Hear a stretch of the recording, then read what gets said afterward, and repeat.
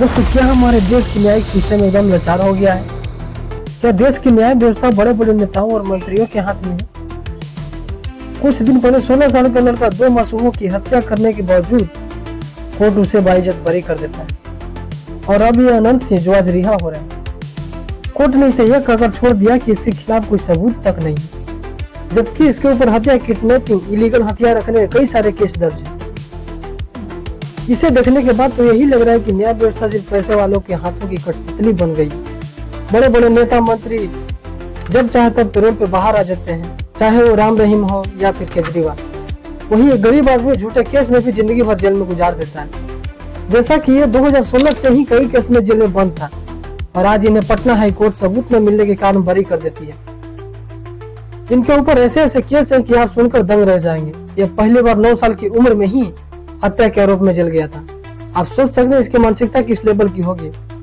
जो व्यक्ति 9 साल की उम्र में किसी की हत्या कर दे, वो आगे की जिंदगी में न जाने क्या क्या करेगा।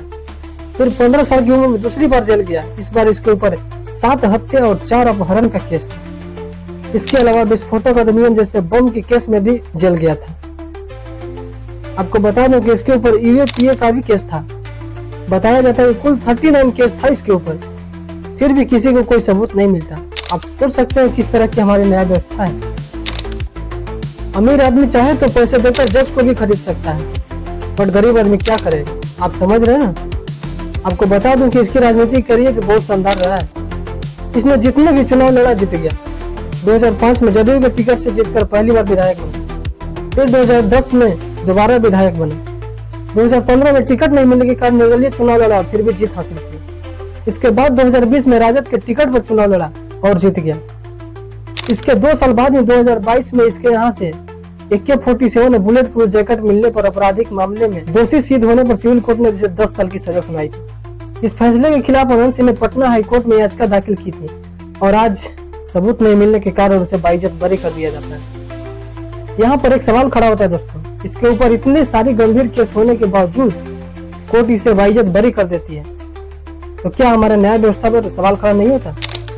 कुछ दिन पहले ही फोर्स कार एक्सीडेंट में एक 16 साल का लड़का 2 मासूमों की जान लेने के बावजूद उसे बाइज्जत बरी कर देता है। इस सबसे तो यही लगता है कि हमारा न्याय व्यवस्था बिल्कुल बड़े बड़े नेताओं मंत्रियों के हाथ में है, हम जैसे गरीबों के लिए नहीं। आप इस विषय में क्या सोचते हैं कमेंट में जरूर बताइएगा। चैनल सब्सक्राइब करके बेल आइकन जरूर प्रेस करें। मिलते हैं अगली वीडियो में, तब तक के लिए जय हिंद।